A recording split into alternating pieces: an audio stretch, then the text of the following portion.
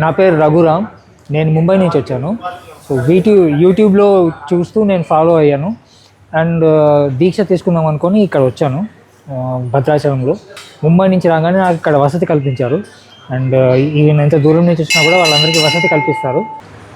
1 year ముందు నేను మా ఇల్లు అమ్మకానికి పెట్టాను. అయితే ఎవరు ఎక్కడ అమ్ముడుపోవట్లేదు, అది ఎవరు కస్టమర్స్ రావట్లేదు.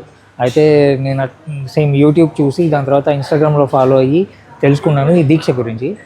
సో లాస్ట్ టైం వచ్చి ఇక్కడ ముడుపు కట్టాను నేను, మా ఇల్లు అమ్ముడుపోవాలి అని. సో 7 days, అంటే నా ఎక్స్పీరియన్స్ ప్రకారం 7 days అయింది.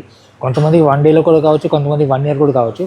బట్ నాకైతే ఈ ముడుపు కట్టిన తర్వాత 7 daysలోనే కస్టమర్స్ రావడం స్టార్ట్ అయింది. అండ్ 7 daysలోనే నేను ఇల్లు కూడా అమ్మేశాను. సో దాని తర్వాత నాకు నమ్మకం కుదిరిన తర్వాత నేను మళ్ళీ ఇక్కడ సెకండ్ టైం వచ్చాను. సెకండ్ టైం వచ్చి దీక్ష తీసుకున్నాను.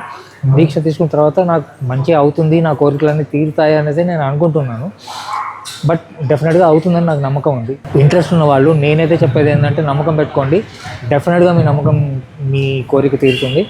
సో చైతన్య ప్రభువుని వచ్చి మీరు ఈ భద్రాచలంలో వచ్చి కలవండి అండ్ ఈ దీక్ష తీసుకోండి, అది చాలా మంచిది.